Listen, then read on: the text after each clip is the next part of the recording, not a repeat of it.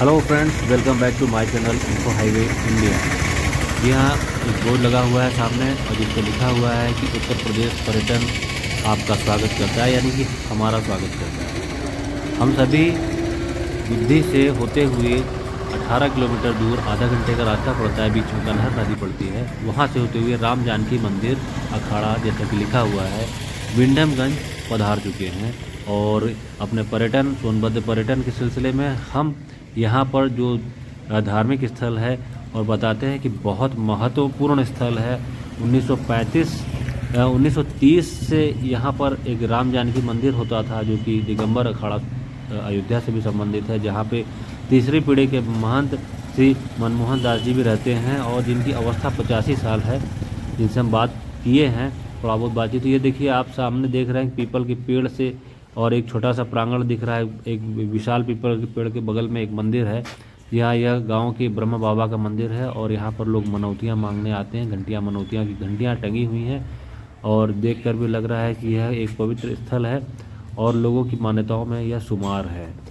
तो जी हाँ दोस्तों, सोनभद्र पर्यटन हमारे YouTube channel info highway India पे आप सोनभद्र से संबंधित बहुत से जो विजिटिंग प्लेसेस हैं और जो प्राकृतिक सुंदरता से भरे हुए जगह हैं और ख़ासकर बारिश में जो वाटरफॉल्स क्रिएट होते हैं, ऐसी जगहों को हम अपने सोनभद्र की सुंदरता के साथ अपने सोनभद्र पर्यटन में और सोनभद्र टूरिज्म में दिखाते हैं। तो महत्वपूर्ण स्थलों को हम दिखाते हैं। ये देखिए, आप यहाँ पर घंटियाँ टंगी हुई हैं और यहाँ पर लोग अपनी पूजा और उपासना कर रहे हैं।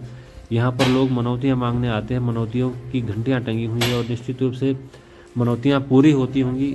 इसी का परिणाम है कि यहाँ पर अगले लोग भी आते हैं और अपनी मनौतियाँ मानते हैं।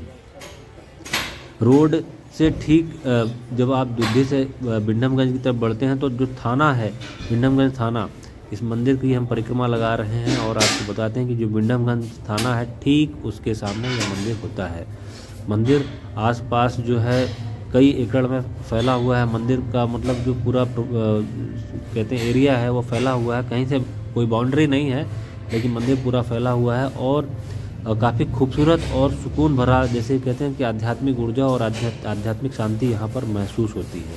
कारण भी है कि जैसा कि देखिए लिखा हुआ है, जैसा कि मैं आपको बताऊं कि पीछे जो महंत जी रहते हैं वो तीसरी पीढ़ी के महंत हैं।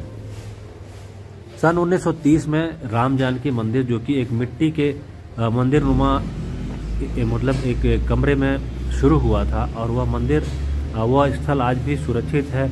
यह आप देख रहे होंगे कि 2 मंजिला आपको मिट्टी का बहुत ही खूबसूरत घर दिख रहा है।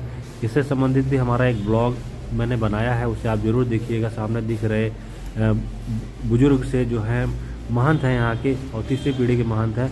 पहले जो ये मंदिर स्थापित हुआ था पहले इस मिट्टी के घर में हुआ था, जिधर मैं आपको दिखा रहा हूँ। इसे राम जानकी मंदिर पहले इसमें स्थापित हुआ, बाद में ये सामने जो आप मंदिर देख रहे हैं इसमें भगवान को शिफ्ट कर दिया गया था। यह पूरा मंदिर का परिसर है, बहुत खूबसूरत और साफ़ सुथरा है। क्योंकि हमारा आना पर्यटन के सिलसिले में ऐसे समय पर हुआ कि मुझे भगवान के दर्शन नहीं हो पाए। मंदिर अभी भगवान विश्राम पर हैं और मंदिर अभी बंद है। तो लेकिन आपको मैं बताऊं कि ये मंदिर बहुत ही सुंदर है। बाहर से मैं मंदिर का दर्शन कर रहा हूं। यह शिवलिंग भगवान शिव की यहाँ पे स्थापित है। पीछे सूर्य मंदिर है और सूर्य मंदिर भी विंडमगंज का बहुत ही प्रसिद्ध है और मान्यता प्राप्त है। यहाँ पर बहुत बड़ी संख्या में छठ का जो यहाँ से आप देखिए उसका शिखर दिख रहा है। तो जो मंदिर है वह यहाँ पर बहुत मान्यता प्राप्त है, सूर्य मंदिर, और बड़ी संख्या में यहाँ पर छठ का पर्व बहुत ही धूमधाम से और बड़ी संख्या में लोग इकट्ठे होते हैं, मनाया जाता है। इन मिट्टी के घरों को देखकर पुराने समय का एहसास हो रहा है और कुछ इस तरीके के घर मेरे ननिहाल में आज से काफ़ी साल पहले, कई दशक पहले मेरे ननिहाल में हुआ करते थे। आइए पीछे का भ्रमण करते हैं और आपको मैं दिखाऊँ। यहाँ से मेन रोड दिख रही है और ये गाड़ियाँ आती जाती दिख रही हैं। एक पुराना सा कुआँ दिख रहा है, हम कुएँ के करीब चलते हैं। बताते हैं कि एक समय में यहाँ पर साधन नहीं मिलते थे और काफ़ी दूर तक लोगों को दिक्कतों का सामना करके जाना होता था। उस समय नदी पर पुल भी नहीं था, यह कुआं है और किसी ज़माने में कुएं ही जल का स्रोत होते थे। जगह जगह हैंडपाइप नहीं दिखते थे और न इस तरीके का कोई सबमर्सिबल होता था। तो इन पंपों, इन कुओं के माध्यम से ही लोग पानी लेते थे, अपनी ज़रूरत का आवश्यकता पूरी करते थे। तो मुझे यहाँ पर घूम के बहुत ही अच्छा लग रहा है और मैं अपने सोनभद्र पर्यटन के सिलसिले में आया हुआ हूँ। आप यहाँ से ज़रूर निकलते होंगे या नहीं निकले होंगे तो कभी इधर आना होगा तो आइए। और यह सोनभद्र उत्तर प्रदेश के पर्यटन मानचित्र पर भी यह स्थान अंकित है और विशेष स्थान रखता है। तो इस जगह पर हमने भ्रमण किया। यहाँ पर महाराज जी खड़े हैं, आइए इनसे बातचीत करते हैं। आप जो दाढ़ी वाले हैं ना, अच्छा जाइए। अच्छा, आपकी अवस्था क्या हो रही होगी इस समय? 85। हाँ, तो अवस्था भी आपकी हो रही है। और इसी में आप रहते रहे हैं, जो दिख रहा है ये तीसरा पीढ़ी में 35 का बना हुआ है। ये 1935 का बना हुआ है जी। अच्छा, 1935 का ये भवन बना हुआ है। और इसमें पहले पुराने महंत लोग भी रहे हैं? हाँ, 2 महंत इसमें रहे हैं। अच्छा, तीसरे आप हैं। ये तो मतलब विरासत है एक तरीके से कि आप यहाँ तक ले आए। अब अगला जो रहेगा वो भी रहे इसमें, इस परंपरा का पालन करे हैं। अच्छा, और इसको आपने अभी भी मेंटेन किया हुआ है, हमको बड़ा अच्छा लगा। ये भी इसी से जुड़ा हुआ है ये? हाँ।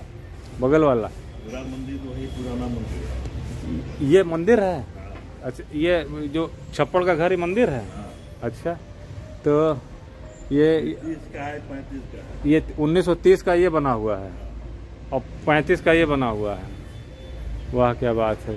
तो इसको कम से कम हमें लगता है जब तक पूरी तरीके से कुछ ईश्वर की इच्छा ना इसको समाप्त करने की हो तब तक मेंटेन रखा गया है। तीसरा साल।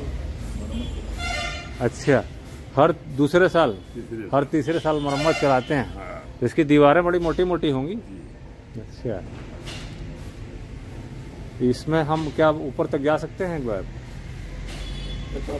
सीढ़ी होगी ना? बाबू